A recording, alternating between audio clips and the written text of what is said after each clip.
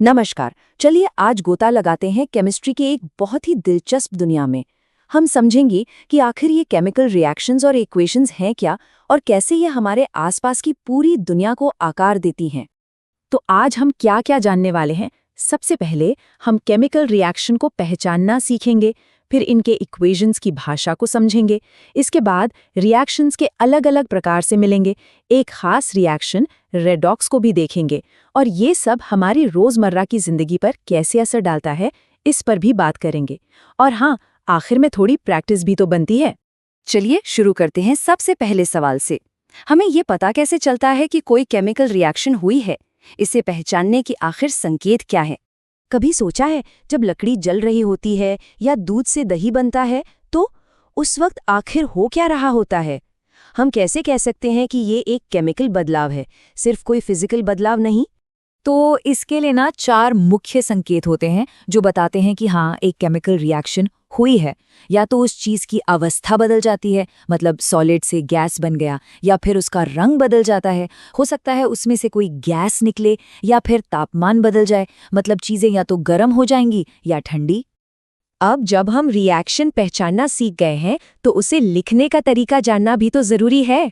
यहीं पर काम आते हैं केमिकल इक्वेशंस, जो असल में केमिस्ट्री की अपनी एक भाषा है। तो केमिकल इक्वेशन में हम शब्दों की जगह सिंबल्स का इस्तेमाल करते हैं। तीर के बाईं ओर होते हैं अभिकारक या रिएक्टेंट्स, यानी वो चीजें जो रिएक्ट कर रही हैं, और दाईं ओर होते हैं उत्पाद या प्रोडक्ट्स, यानी जो नई चीजें बन रही हैं।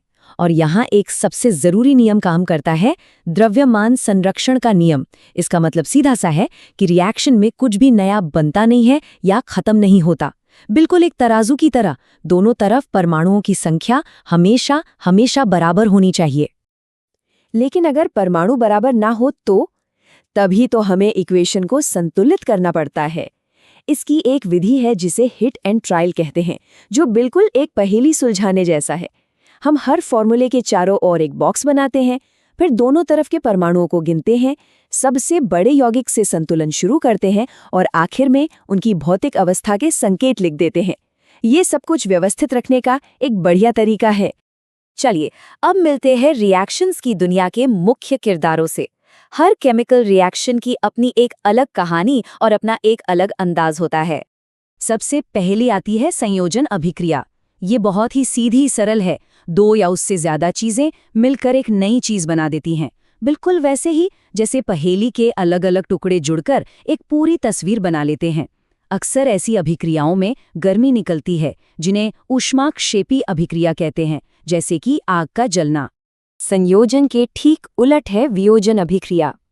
इसमें एक बड़ी चीज टूटकर कई छोटी छोटी चीजों में बढ़ जाती है। ऐसा करने के लिए अक्सर ऊर्जा की जरूरत पड़ती है, चाहे वो गर्मी हो, बिजली हो या फिर सूरज की रोशनी। इन्हें ऊष्माशोषी अभिक्रियाएं भी कहते हैं। अब बात करते हैं विस्थापन अभिक्रिया की। ये थोड़ी प्रतिस्पर्धी होती है। इसमें होता ये है कि एक ज्यादा ताकतवर तत्व जैसे लोहा एक कमजोर तत्व जैसे तांबे को उसकी जगह से हटा देता है। ये बिल्कुल वैसा ही है जैसे टीम में एक मजबूत खिलाड़ी कमजोर खिलाड़ी की जगह ले लेता है। और फिर है द्विविस्थापन अभिक्रिया। इसे न एक डांस की तरह समझिए, जहां दो जोड़े आपस में पार्टनर बदल लेते हैं। यहाँ दो यौगिकों के बीच आयनों की अदला बदली होती है। अक्सर इन अभिक्रियाओं में एक अवक्षेप बनता है, जो एक ऐसा ठोस पदार्थ होता है जो घोल में घुलता नहीं और नीचे बैठ जाता है।